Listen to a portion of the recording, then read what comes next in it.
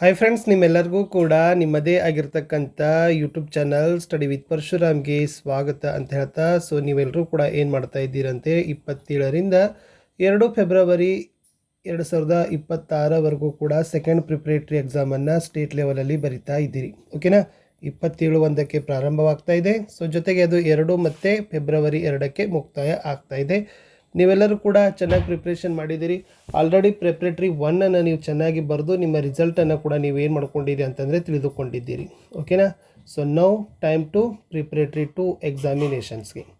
Friends, preparatory 2ಗೆ ಮಾಡ್ತಕ್ಕಂಥದ್ದು first ಕೆಲಸ ಏನಪ್ಪ ಅಂತಂದರೆ ಬ್ಲೂ ಪ್ರಿಂಟ್ಗಳ ಪರಿಚಯ ನಿಮಗೆ ಇರಬೇಕು. ನಾನು ಏನು ಹೇಳ್ತಾ ಇದ್ದೀನಲ್ಲ ಎಲ್ಲ ಇಂಪಾರ್ಟೆಂಟ್ ಇದ್ದಾವೆ. ಖಂಡಿತವಾಗಿ ಅದನ್ನು ಚೆನ್ನಾಗಿ ಪಿನ್ ಟು ಪಿನ್ನನ್ನು ಸ್ಟಡಿ ಮಾಡಿ ಅಂತ ಹೇಳ್ತಾ, ಆಲ್ರೆಡಿ ನಮ್ಮ ಯೂಟ್ಯೂಬ್ ಚಾನಲ್ದಲ್ಲಿ ಒಂದು ಪ್ಲೇಲಿಸ್ಟ್ ಲಿಂಕನ್ನು ನಾನು ನಿಮಗೆ ಶೇರ್ ಮಾಡ್ತೀನಿ. ಅದು ಬಂದುಬಿಟ್ಟು SSLC 2025-26 ಅಂತಕ್ಕಂಥ ಒಂದು ಪ್ಲೇಲಿಸ್ಟ್ ಲಿಂಕ್ ಇದೆ. ಈ ಲಿಂಕನ್ನು ವಿಸಿಟ್ ಮಾಡಿ ಫ್ರೆಂಡ್ಸ್. ಖಂಡಿತವಾಗಿ ನಿಮ್ಮೆಲ್ಲರಿಗೂ ಕೂಡ ಮೋಸ್ಟ್ ಇಂಪಾರ್ಟೆಂಟ್ ಆಗಿರ್ತಕ್ಕಂಥ ಪಾಸಿಂಗ್ ಪ್ಯಾಕೇಜ್ ಇದ್ದಾವೆ. ಓಕೆನಾ. ಸ್ಕೋರಿಂಗ್ ಪ್ಯಾಕೇಜ್ ಇದ್ದಾವೆ. ಜೊತೆಗೆ ಎಲ್ಲ ಮಾಡೆಲ್ ಕ್ವಶನ್ ಪೇಪರ್ಗಳ ಕೀ ಆನ್ಸರ್ಗಳನ್ನು ಕೂಡ ನಾನು ಹಾಕಿದ್ದೀನಿ.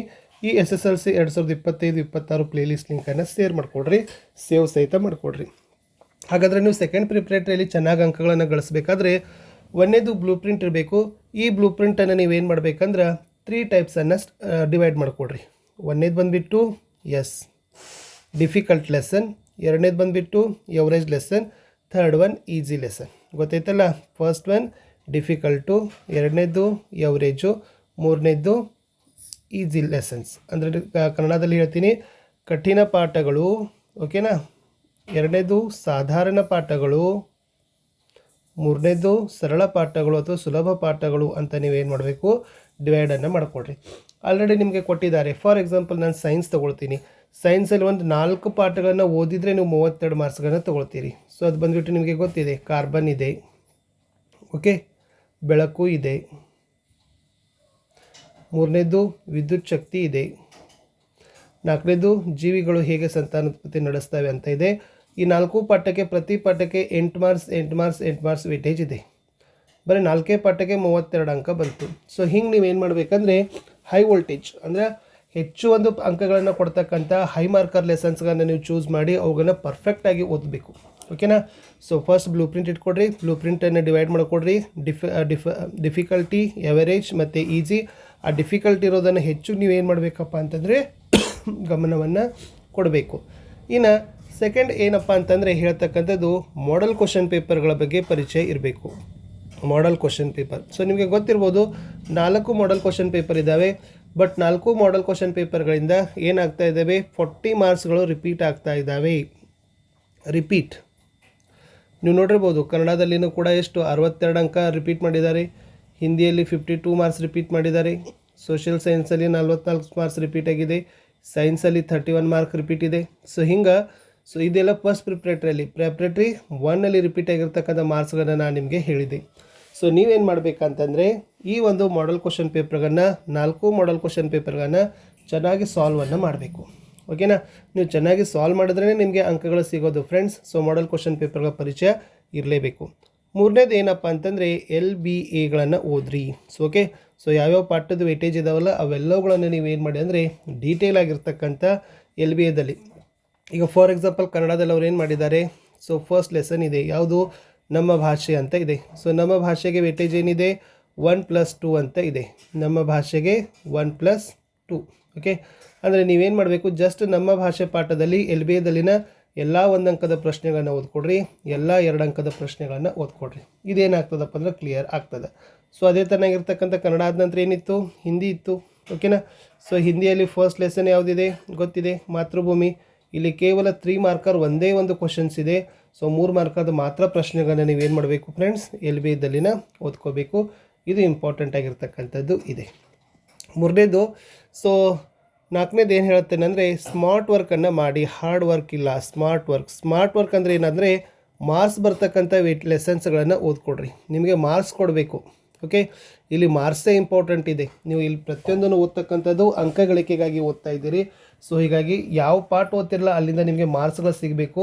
ವೇಸ್ಟಾಗಿ ಓದಿದರೆ ಖಂಡಿತವಾಗಿ ನಿಮ್ಮ ಟೈಮು ವೇಸ್ಟ್ ಆಗ್ತದೆ, ನಿಮಗೆ ಅಂಕಗಳು ಹೋಗ್ತವೆ. ಒಟ್ಟು ಒಳ್ಳೆ ರೀತಿಯಾಗಿರ್ತಕ್ಕಂಥ ಒಂದು ನಿಮಗೆ ಗೌರವ ಸ್ಪಂದನೆಯೂ ಕೂಡ ಸಿಗೋದಿಲ್ಲ. ಅದಕ್ಕಾಗಿ ಸ್ಮಾರ್ಟ್ ವರ್ಕನ್ನು ಮಾಡಿ. ನೆಕ್ಸ್ಟ್ ಏನು ಹೇಳೋದಂದ್ರೆ ಚೆನ್ನಾಗಿ ರೈಟಿಂಗನ್ನು ಪ್ರಾಕ್ಟೀಸ್ ಮಾಡಿ. ಸೊ ಭಾಳ ಜನರಿಗೆ ಏನಾಗೋದಿಲ್ಲ, ಬರೆಯೋಕ್ಕೆ ಬರೋದೇ ಇಲ್ಲ. ಸೊ ಬರೆದ್ರು ಅವ್ರ ಅಕ್ಷರಗಳು ಅತಿ ಹತ್ರ ಪತ್ರ ಬರೀತಾರೆ. ಸೊ ಭಾಷೆಗಳಂದಮೇಲೆ ಪೇಪರ್ಗಳಂದಮೇಲೆ ನೀವೇನು ಮಾಡಬೇಕಪ್ಪ ಅಂತಂದರೆ ರೈಟಿಂಗ್ಗಳನ್ನು ಚೆನ್ನಾಗಿ ನೀವು ಪ್ರಿಪೇರ್ ಮಾಡ್ಕೋಬೇಕು. ಸೊ ಎಷ್ಟು ನೀಟಾಗಿ Kannada, English, Hindi, science, SS, ಮ್ಯಾಥಮೆಟಿಕ್ಸನ್ನು ಬರೀತಿರಲ್ಲ, ಅದ್ರ ಮೇಲೆ ನಿಮಗೆ ಒಳ್ಳೆಯ ಅಂಕಗಳು ಏನಾಗ್ತಾವಪ್ಪ ಅಂತಂದರೆ ಸಿಗ್ತಾವೆ. ನೆಕ್ಸ್ಟ್ ಪೇಪರ್ ಪ್ರೆಸೆಂಟೇಷನ್ ಕೂಡ ಮೋಸ್ಟ್ ಇಂಪಾರ್ಟೆಂಟ್. ಸೊ ನೀವು ಬರೀತಕ್ಕಂಥ ಪೇಪರ್ ಪ್ರೆಸೆಂಟೇಷನ್ ಏನಿದೆಯಲ್ಲ ಅದು ಇಂಪಾರ್ಟೆಂಟ್ ಇದೆ. ಅದನ್ನು ಪೇಪರ್ಗಳಲ್ಲಿರ್ತಕ್ಕಂಥದ್ದು ಪ್ಯಾರಾಗ್ರಾಫ್ ಮಾಡಿ ಬರೀತಕ್ಕಂಥದ್ದಾಗಿರ್ಬೋದು, ಆಮೇಲೆ ಬಾರ್ಡರ್ಗಳನ್ನು ಹಾಕ್ತಕ್ಕಂಥದ್ದು, ಓಕೆನಾ, ಆಮೇಲೆ ಕೀವರ್ಡ್ಸ್ಗಳ ಕಡೆಗೆ ಎಲ್ಲ ಅಂಡರ್ಲೈನ್ಗಳನ್ನು ಹಾಕ್ತಕ್ಕಂಥದ್ದು. ಈ ಥರ ಪೇಪರ್ ಪ್ರೆಸೆಂಟೇಷನ್ ಮಾಡಿದ್ರು ಇವ್ಯಾಲ್ಯುಯೇಟ್ರ್ ಏನಾಗ್ತಾರಪ್ಪ ಅಂದರೆ ನಿಮಗೆ ಚೆನ್ನಾಗಿ ಇಂಪ್ರೆಸ್ ಆಗಿ ಒಳ್ಳೆಯ ಅಂಕಗಳನ್ನು ನಿಮಗೆ ಕೊಡ್ತಾರೆ. ನೆಕ್ಸ್ಟ್ ಏನಂತಂದರೆ ಟೈಮ್ ಮ್ಯಾನೇಜ್ಮೆಂಟ್ ಅಂತ ನಾನು ನಿಮಗೆ ಹೇಳ್ತೀನಿ. ಸೊ ಟೈಮ್ ಮ್ಯಾನೇಜ್ಮೆಂಟಲ್ಲಿ ಏನಿದೆ ಅಂತಂದರೆ ಸಮಯದ ನಿರ್ವಹಣೆ ಅಂತಾರೆ. ಅಷ್ಟು ವಿಷಯಗಳನ್ನ ಕೆಲವೊಬ್ರು ಏನು ಮಾಡ್ತಾರಪ್ಪ ಅಂದ್ರೆ, ಎಷ್ಟೋ ಮಂದಿ ಕನ್ನಡ ಆಗಿರ್ಬೋದು, SS ಆಗಿರ್ಬೋದು, ಮ್ಯಾಥಮೆಟಿಕ್ಸ್ ಆಗಿರ್ಬೋದು, ಪೇಪರ್ಗೆ ನಮಗೆ ಸಮಯನೇ ಸಿಗೋದಿಲ್ಲ ಅಂತ ಹೇಳ್ತಾ ಬರ್ತಾರೆ. But it's will be the wrong. ನೀವೇನು ಮಾಡಬೇಕು, 1 ಅಂಕದ ಉತ್ತರಗಳಂದರೆ 1 ವಾಕ್ಯದಲ್ಲಿನೇ ಆನ್ಸರ್ ಮಾಡಬೇಕು. 2-3 ಅಂತಂದರೆ 2-3 ವಾಕ್ಯದಲ್ಲಿ ಮಾತ್ರ ಉತ್ತರ ಬರೀಬೇಕು. 8-10 ಅಂದರೆ 8-10 ವಾಕ್ಯಗಳಲ್ಲಿ ಮಾತ್ರ ಉತ್ತರಗಳನ್ನು ನೀವೇನು ಮಾಡಬೇಕಪ್ಪ ಅಂದರೆ ಕೊಡಬೇಕು. ನೀವೇನು ಮಾಡ್ತೀರಿ, 1 ವಾಕ್ಯದ ಪ್ರಶ್ನೆಗಳಂದ್ರೆ 3 ಲೈನ್ ಬರ್ಕೋದು ಕುಂದ್ರೋದು, 2 ಅಂಕದ ಅಂತಂದ್ರೆ 10 ಲೈನ್ ಬರೆಯೋದು, 8 ಮಾರ್ಕ್ಸಿಗೆ ಅಂದ್ರೆ 2 ಪೇಜ್ ಬರೆಯೋದು. ಸೊ ಈ ಥರ ಕಥೆಗಳನ್ನು ಬರ್ಕೋತ ಕೂತ್ರೆ ಸೊ ನಿಮಗೆ ಅಂಕಗಳನ್ನು ಕೊಡೋದಿಲ್ಲ. ಎಷ್ಟು ಪ್ರಶ್ನೆಗಳಿಗೆ ಎಷ್ಟು ಕೇಳಿದಾರಲ್ಲ ಅಷ್ಟು ನೇರವಾಗಿರ್ತಕ್ಕಂಥ ಉತ್ತರ ನಿಮ್ದು ಆಗಿರಬೇಕು ಅಂತಕ್ಕಂಥದ್ದು ಒಂದು.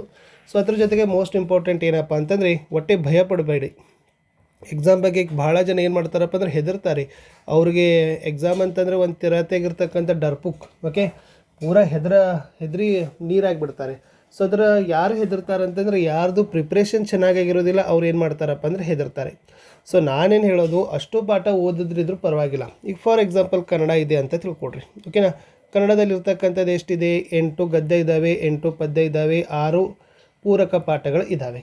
ನೀವು ಇಷ್ಟು ಓದ್ಲಿಕ್ಕೆ ಹೋಗ್ಬಿಡ್ರಿ. ಸೊ ಕನ್ನಡದಲ್ಲಿ ಒಂದು 4 ಗದ್ಯ ಓದಿ, ಪದ್ಯದಲ್ಲಿ ಒಂದು 4 ಪದ್ಯ ಓದಿ, ಪೂರಕ ಪಾಠ ಈಜಿದ್ದಾವೆ ಎಲ್ಲವನ್ನು ಓದಿ. ಅಂದರೆ ಇಲ್ಲೆಷ್ಟಿತ್ತು, 22 ಪಾಠ ಇದ್ದಾವೆ. ನೀವು ಎಷ್ಟು ಓದಿದ್ದೀರಿ, 14 ಓದಿದ್ದೀರಿ. 100 ಮಾರ್ಕ್ಸ್ ಪೇಪರ್ ಇದೆ. ನಿಮಗೆ ಇಷ್ಟು 14 ಹೋದರೆ 50 ಅಂಕಗಳು ಬರೋದಿಲ್ಲ, ಓಕೆ, ಬಂದೇ ಬರ್ತದೆ. ನೀವೇನು ಮಾಡಿ ಅಂತಂದರೆ ಅಷ್ಟು ಪರ್ಫೆಕ್ಟ್ ಆಗಬೇಕು. ನಾನು ಹೇಳ್ತಕ್ಕಂಥದ್ದು ಈ ಏನು ಓದ್ತಾ ಇದ್ರಲ್ಲ 14 ಪಾಠ ಕ್ಲಿಯರ್ ಆಗಿ ಓದಬೇಕು. ಒಟ್ಟೆ ಮಾರ್ಕ್ಸ್ಗಳು ಮಿಸ್ ಆಗಬಾರ್ದು. ಹಂಗೆ ಓದಿದ್ರೇ ಪಾಸ್ ಆಗೋದು. ಸೊ ಅದಕ್ಕೆ ನಾನೇನು ಹೇಳೋದು, ನಿಮ್ಮ ಸ್ಟ್ರೆಂತ್, ನಿಮ್ಮ ಏನು ಒಂದು ಸ್ಟ್ರೆಂತ್ ಇದೆಯಲ್ಲ ಅದ್ರ ಬಗ್ಗೆ ನಿಮ್ಮ ಮೇಲೆ ಭರವಸೆಯನ್ನು ಇಟ್ಕೊಡ್ರಿ. ಪರೀಕ್ಷೆಯಲ್ಲಿ ಭಯ ಬೇಡ, ಕಡಿಮೆ ಓದಿ, ಪರ್ಫೆಕ್ಟ್ ಓದಿ, ಅಷ್ಟು ಅಂಕಗಳನ್ನು ಗಳಿಸಿ. ಅದಕ್ಕೆ ಕನ್ನಡದಲ್ಲಿ ಹಾಸಿಗೆ ಇದ್ದಷ್ಟು ಕಾಲು ಚಾಚು ಅಂತ ಹೇಳ್ತಾರೆ. ಇದಕ್ಕೆ ನಿಮ್ದು ಎಷ್ಟಿದೆ ಬೇರೆಯವರ ಬಗ್ಗೆ ಕಂಡು ಅಸೂಯೆ ಪಡಬಾರ್ದು. ಅವರು ಫಸ್ಟ್ ಆಯಿತು, ಅವ್ರದ್ದು 99 ಆಯಿತು, ಅವ್ರದ್ದು 100 ಆಯಿತು, ಇಷ್ಟು ಚಿಂತೆ ಬೇಡ. ಬಟ್ ನಮ್ದು ಎಷ್ಟು ಆಗ್ತದೆ ಅನ್ನೋದನ್ನು ನಾವೇನು ಮಾಡೋಣ, ಪರ್ಫೆಕ್ಟನ್ನು ಮಾಡೋಣ. ಸೊ ಪದೇ ಪದೇ ಏನು ಮಾಡಿ ಅಂತಂದರೆ ರಿವಿಷನ್ ಮಾಡಿ ಪ್ರಾಕ್ಟೀಸ್ ಮಾಡ್ತಾ ಹೋಗಿ, ಓಕೆನಾ. ಪರೀಕ್ಷೆ ಇದೆ ಅಂದಮೇಲೆ ನೀವು ರಿವಿಷನ್ ಮಾಡಬೇಕು. ಡೈಲಿ ಅವುಗಳನ್ನು ಏನು ಮಾಡಬೇಕು, ಕಣ್ಣು ಮುಂದೆ ತರಬೇಕು. ಒಂದು ಪ್ರಾಪರ್ ಆಗಿರ್ತಕ್ಕಂಥ ಸ್ಟಡಿ ಟೈಮ್ ಟೇಬಲ್ ಹಾಕ್ಕೊಡ್ರಿ, ಓಕೆನಾ. ಸೊ ಸ್ಟಡಿ ಟೈಮ್ ಟೇಬಲ್ದಲ್ಲಿ ನಿಮಗೆ ಹಾರ್ಡ್ ಆಗಿರ್ತಕ್ಕಂಥ ಸಬ್ಜೆಕ್ಟನ್ನು ಡೈಲಿ ಓದಿ, ಈಸಿ ಆಗಿರ್ತಕ್ಕಂಥ ಸಬ್ಜೆಕ್ಟನ್ನು ವಾರಕ್ಕೆ 1 ಅಥವಾ 2 ಸರಿ ಓದಿದರೆ ಸಾಕು. ಸೊ ಖಂಡಿತವಾಗಿ ಸ್ಕೋರ್ ನಿಮಗೆ ಆಗ್ತದೆ. ಸೊ ನಾನೆಲ್ಲ ಏನು ಹೇಳಿದ್ದೀನಿ ಅನ್ನೋದನ್ನು ಒಂದು ಸರಿ ನಾನು ನಿಮಗೆ ಫುಲ್ಲಿ ಸಮರೈಸ್ ಮಾಡಲಿಕ್ಕೆ ಇಷ್ಟಪಡ್ತೀನಿ. ಎಲ್ಲರೂ ಕೂಡ ಈಸಿ ಆಗ್ತದೆ. ಸೊ ಫಸ್ಟ್ ಏನು ಮಾಡಬೇಕು, ಬ್ಲೂ ಪ್ರಿಂಟನ್ನು ಪರಿಚಯ ಇರಲಿ, ಓಕೆನಾ. ಎರಡನೇದು ಏನು ಮಾಡಿರಿ, ಮಾಡೆಲ್ ಕ್ವಶನ್ ಪೇಪರನ್ನು ಸಾಲ್ವ್ ಮಾಡಿರಿ. ಮೂರನೇದು ಏನು ಮಾಡ್ಕೋಬೇಕು, LBAಗಳನ್ನು ಓದ್ಕೋಬೇಕು, ಓಕೆನಾ. ನೆಕ್ಸ್ಟ್ ಏನು ಮಾಡ್ಕೋಬೇಕು, ಲೆಸನ್ಗಳನ್ನು ಡಿವೈಡ್ ಮಾಡಿಕೊಡ್ರಿ. ಅದು ಡಿಫಿಕಲ್ಟಿ ಆಗಿರ್ಬೋದು, ಎವರೇಜ್ ಆಗಿರ್ಬೋದು, ಈಸಿ ಆಗಿರ್ಬೋದು, ಅದ್ರ ಬಗ್ಗೆ ಲಕ್ಷ್ಯ ಕೊಡ್ರಿ, ಓಕೆ. ನೆಕ್ಸ್ಟು ಚೆನ್ನಾಗಿ ರೈಟಿಂಗ್ ಕಲ್ಕೊಡ್ರಿ, ಚೆನ್ನಾಗಿ ರೈಟಿಂಗ್ ಇರಲಿ. ಆಮೇಲೆ high voltage marks, high marker ಲೆಸನ್ಗಳನ್ನು ಚೆನ್ನಾಗಿ ಓದ್ಕೊಡ್ರಿ. ಏನು ಫುಲ್ ಮಾರ್ಕ್ಸ್ ಇದಾವಲ್ಲ ಅವುಗಳನ್ನು ನೀವೇನು ಮಾಡಬೇಕು, ಚೆನ್ನಾಗಿ ಓದ್ಕೊಳ್ಬೇಕು. ಹೈಯರ್ ಮಾರ್ಕ್ಸ್ ಲೆಸನ್ಸ್ಗಳನ್ನು ಫಸ್ಟ್ ಪ್ರಿಯಾರಿಟಿ ಕೊಡ್ರಿ, ಓಕೆನಾ. ಪರೀಕ್ಷೆಯಲ್ಲಿ ಏನು ಪ್ರೆಸೆಂಟೇಷನ್ ಚೆನ್ನಾಗಿರಲಿ, ನಿಮ್ಮ ಪೇಪರ್ ಪ್ರೆಸೆಂಟೇಷನ್ ಚೆನ್ನಾಗಿರಲಿ, ಓಕೆನಾ. ನೆಕ್ಸ್ಟ್ ಪರೀಕ್ಷೆ ಬಗ್ಗೆ ಭಯ, ಪ್ಯಾನಿಕ್ ಆಗಕ್ಕೆ ಹೋಗಬೇಡಿ, ಹೊಟ್ಟೆ ಅಂಜುವಂಥದ್ದಿಲ್ಲ, ಓಕೆನಾ.